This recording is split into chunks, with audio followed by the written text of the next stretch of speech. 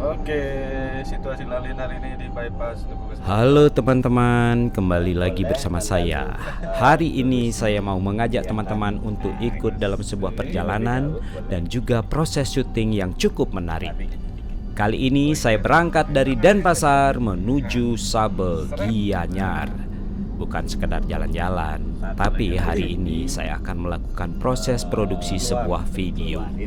Dan yang menarik, hari ini saya tidak sendirian. Saya ditemani seorang teman, Nanda, yang juga akan membantu saya dalam proses pengambilan gambar. Selain kamera utama, hari ini saya juga mau mencoba sesuatu yang baru untuk kebutuhan behind the scene, yaitu kamera Insta360X6. Sementara yang kalian tonton sekarang ini adalah hasil dari Insta360X6. Saya ingin melihat seperti apa hasilnya kalau kamera ini saya gunakan untuk merekam perjalanan, aktivitas di lokasi, sampai proses saya sendiri ketika sedang mengarahkan syuting. Jadi teman-teman bisa melihat prosesnya dari sudut yang berbeda. Bukan hanya hasil video akhirnya, tetapi bagaimana sebenarnya sebuah proses syuting itu berlangsung. Dan saat ini saya masih di perjalanan. Kalau melakukan produksi seperti ini, sebenarnya perjalanan menuju lokasi juga bagian dari cerita. Kadang orang hanya melihat hasil akhirnya. Video sudah jadi, gambar bagus, penari sudah tampil, suasana terlihat indah, pasti. Tapi di balik itu ada perjalanan, persiapan, komunikasi dengan tim, mencari lokasi, mengatur waktu, sampai menunggu semua orang datang. Begitulah prosesnya. Dan ini saya sedang mencoba Insta360X6. Kita tidak terlalu khawatir soal framing pada saat pengambilan gambar, karena segala arah didapat. Setelah perjalanan dari Denpasar, akhirnya kita sampai di Sabe Gianyar, Bali. Dan tujuan kita hari ini adalah Puri Taman Sabe.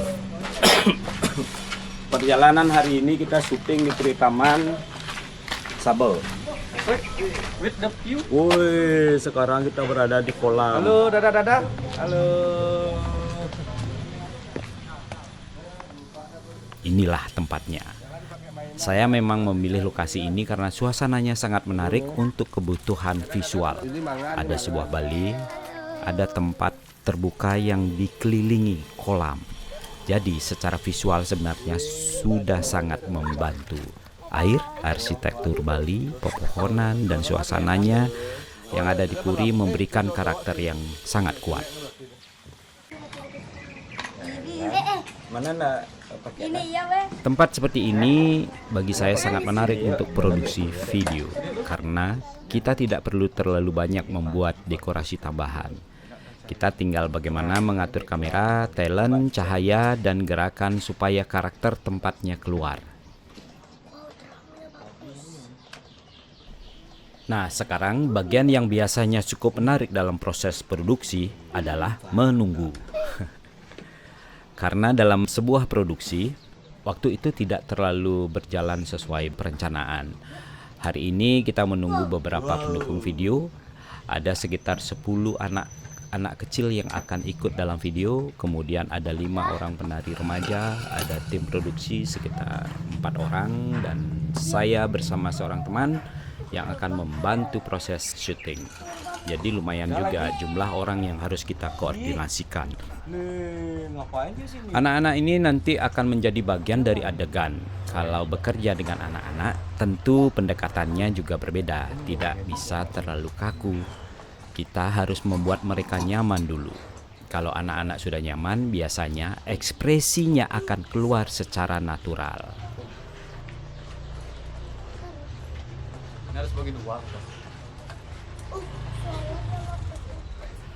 Dan ini teman-teman penari yang juga sudah mulai datang. Mereka nanti akan menjadi bagian penting dari adegan. Sementara itu tim mulai mempersiapkan peralatan.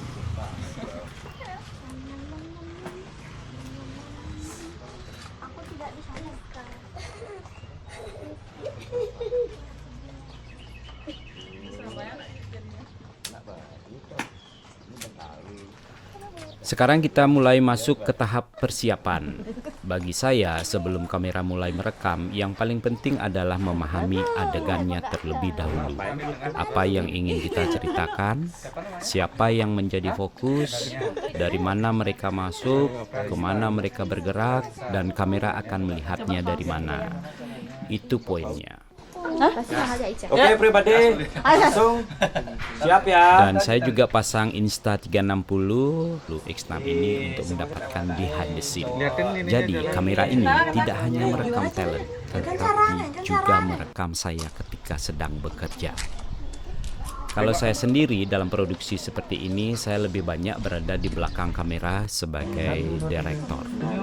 Kadang menjadi kameramen, ya begitulah. Kadang menjadi kru, mempersiapkan semuanya. Ya begitulah tugas saya, bukan hanya mengatakan action. Saya harus memastikan seluruh bagian adegan berjalan sesuai konsep. Sekarang kita mulai mengambil adegan dengan anak-anak. 10 anak ini akan menjadi bagian dari cerita. Dan jujur, bekerja dengan anak-anak itu selalu punya kejutan. Kadang kita sudah bilang harus serius, tapi begitu kamera hidup malah ketawa. Tapi justru itu yang membuat suasananya hidup.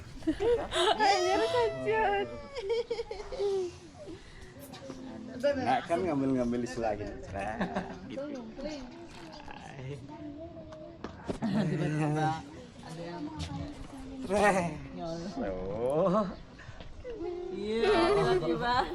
Kadang dari luar terlihat sederhana, tetapi satu adegan bisa diulang beberapa kali. Karena mungkin posisi seorang kurang tepat, gerakannya terlalu cepat, ekspresinya belum dapat, atau kameranya belum mendapatkan angle yang kita inginkan. Jadi pengulangan itu sangat memungkinkan sekali dalam proses syuting. Dan inilah salah satu adegan yang tidak selalu terlihat dalam video final yang ditonton oleh banyak orang. Take pertama belum tentu berhasil, take kedua belum tentu, take ketiga baru mulai mendekati yang kita inginkan. Begitulah biasanya yang terjadi di lapangan. Posisi talent, posisi kamera, arah gerakan sekaligus komposisi backgroundnya. Stop lagi, tangannya, tang, tang. Setelah anak-anak, sekarang giliran para penari. 5 penari remaja ini akan memberikan elemen gerak dan keindahan visual dalam adegan. Gerakannya sedikit lebih pelan, jangan terlalu cepat. Kita kasih ruang untuk kamera mengikuti gerakannya. Setelah mendapatkan adegan utama, biasanya saya mulai mencari gambar-gambar detail. Karena dalam editing nanti, gambar seperti ini sangat berguna. Close up tangan, gerakan kain, gerakan kipas, ekspresi wajah, air yang bergerak, detail arsitektur, semua bisa menjadi potongan gambar yang membuat video terasa lebih hidup. Disinilah kita mulai bermain dengan angle. Wide shot untuk memperlihatkan lokasi, medium shot untuk memperlihatkan interaksi, close up untuk ekspresi, dan beberapa shot sinematik untuk memberikan rasa pada videonya. Dan kamera 360 ini juga menarik. Saya bisa meletakkan di tempat yang agak berbeda, misalkan ketika saya sedang mengarahkan adegan, jadi penonton bisa melihat bagaimana suasana sebenarnya di balik kamera. Kita sekarang panas-panasan yuk. Oh ini udah? Belum. Yang di sini udah dapat ngambil aku. Tapi sekarang di panasnya yuk. Yuk. Tapi posisi seperti ini, gerakan tadi, nih di sini. Di sini? Ya. Dan tentunya saya tidak mau melewatkan satu hal lagi. Kita akan mengambil gambar menggunakan drone. Karena lokasi seperti di Puri Taman Sabe ini akan terlihat sangat berbeda kalau dilihat dari udara.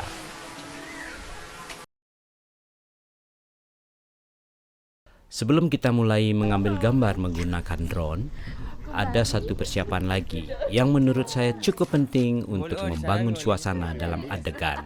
Kali ini saya bersama tim menyiapkan beberapa titik asap atau dupa.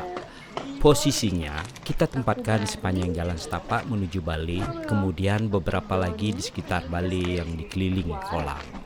Jadi bukan hanya talent atau kamera yang harus kita persiapkan, Kendali api. elemen kecil seperti asap ini juga harus kita perhitungkan. Kita menentukan kira-kira di mana asap yang akan terlihat oleh kamera, terutama dari angle drone. Jangan terlalu rapat, tapi juga jangan terlalu jauh. Kita ingin asapnya muncul secara natural, mengikuti alur jalan menuju Bali. Bos, dari situ bos. Dari sini ngarahin bos. Untuk beberapa titik, kita tempatkan dupa di sisi Dari jalan sini dah. setapak. Kemudian di sekitar Bali juga kita tambahkan beberapa titik. Ketika nanti terkena cahaya dan dilihat dari atas, asap ini diharapkan memberikan tekstur dan dimensi pada gambar. Disinilah biasanya pekerjaan direktur bersama tim.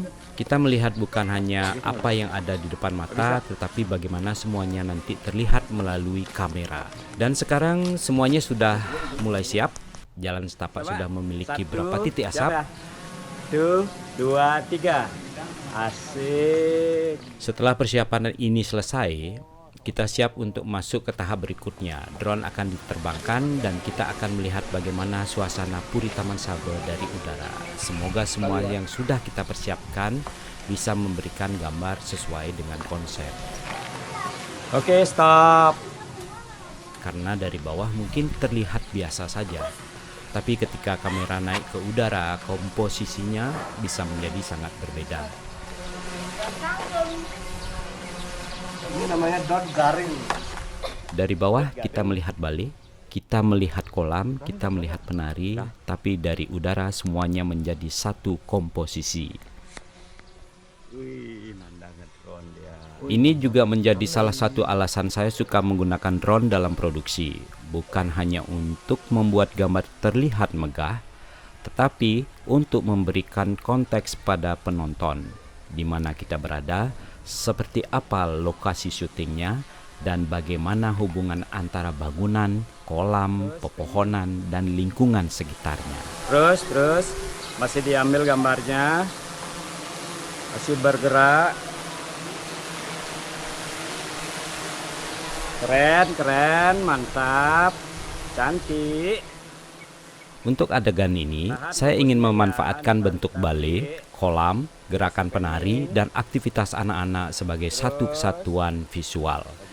Kita tidak hanya merekam penari yang sedang menari, tetapi juga ingin memperlihatkan suasana di sekelilingnya. Siap? 1, 2, 3, mulai.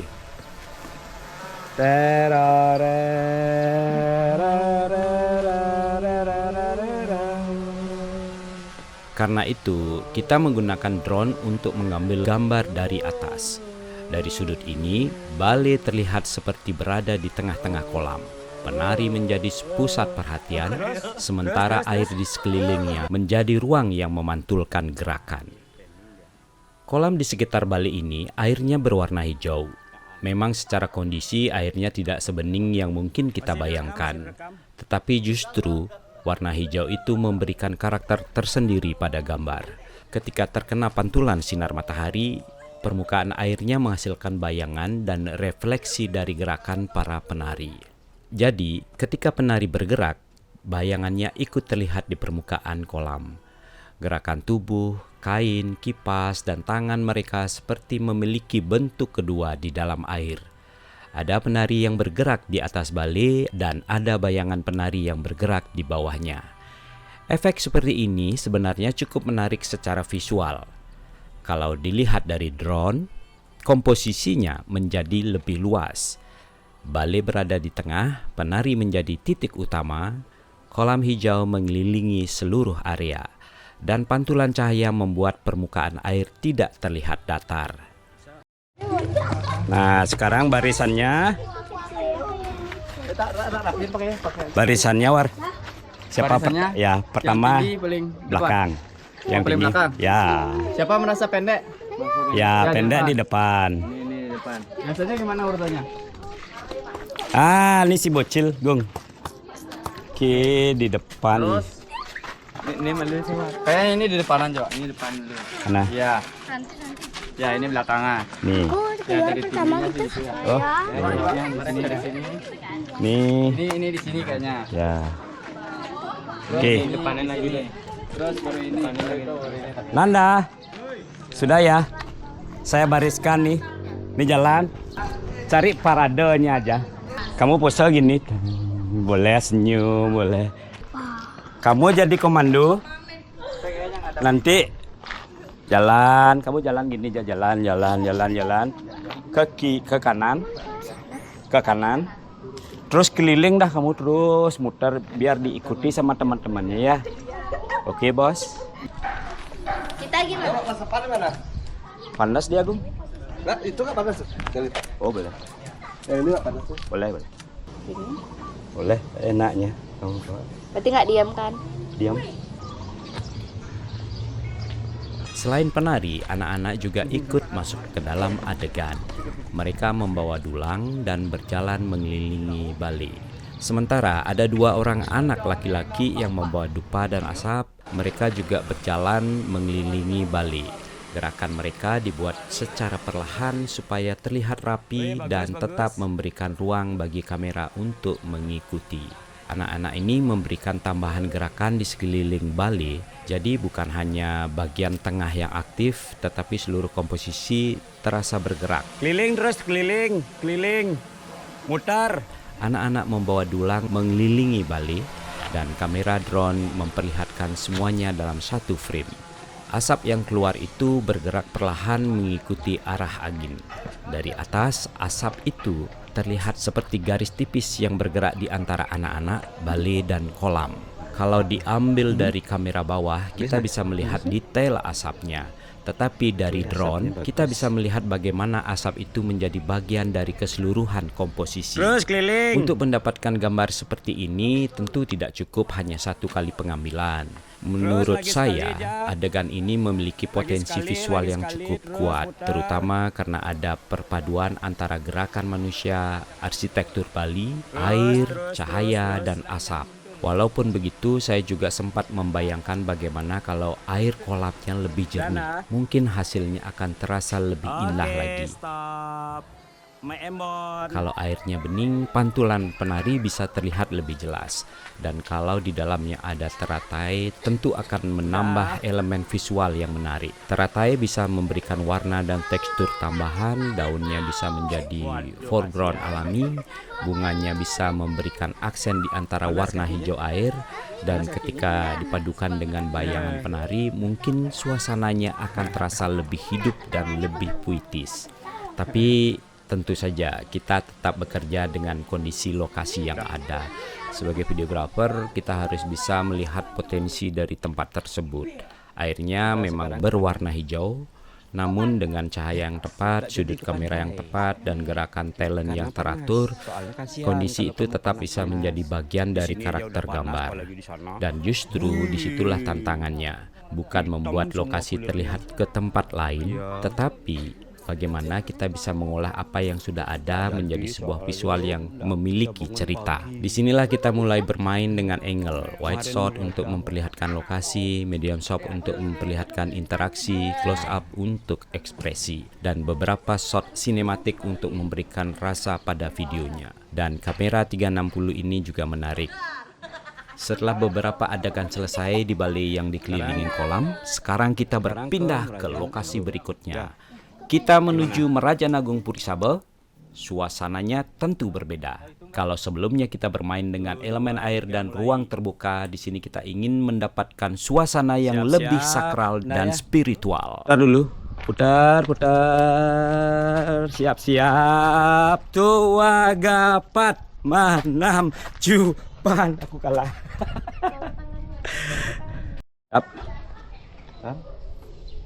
Putar.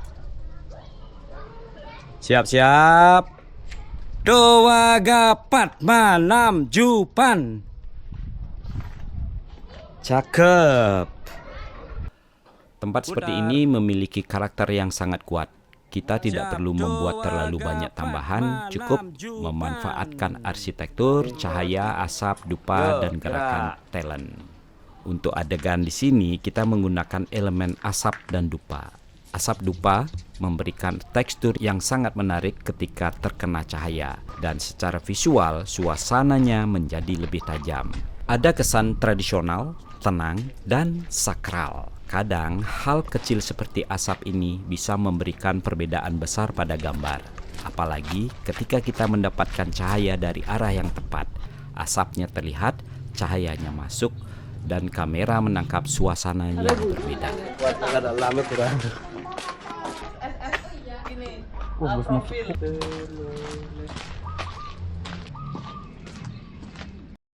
Satu, dua, tiga. Jalan. Senyum ya.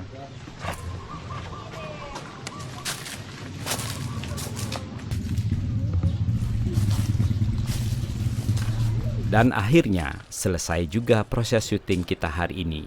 Mulai dari perjalanan dari Denpasar menuju Sabe Gianyar, kemudian menunggu talent dan tim, mempersiapkan kamera, mengarahkan anak-anak, mengarahkan para penari, mengambil gambar di Bali yang dikelilingi kolam, kemudian berpindah ke Merajan Agung Puri Sabe, menggunakan asap dan dupa, dan terakhir kita lengkapi dengan pengambilan gambar yang menggunakan drone. Yang penting, yang paling menyenangkan dari sebuah produksi sebenarnya bukan hanya ketika videonya selesai, tetapi proses di baliknya.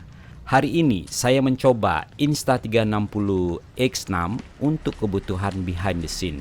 Dan menurut saya, kamera seperti ini cukup menarik untuk mendokumentasikan proses kerja kita. Karena terkadang momen yang paling menarik justru terjadi ketika kita sedang melihat kamera. Terima kasih buat teman-teman yang sudah membantu hari ini. Terima kasih juga untuk anak-anak, para penari, seluruh tim, dan teman saya yang sudah ikut membantu proses produksi ini. Dan tentunya terima kasih untuk teman-teman yang sudah mengikuti perjalanan saya dari Denpasar sampai ke Puri Taman Sabe Gianyar. Kalau kalian suka dengan video behind the scene seperti ini, jangan lupa subscribe, like, dan tulis komentar. Karena kedepannya saya ingin lebih banyak membagikan proses di balik sebuah produksi, bukan hanya hasil akhirnya, tetapi bagaimana sebuah karya itu dibuat. Sampai jumpa di perjalanan dan proses syuting berikutnya. Salam dari Bali.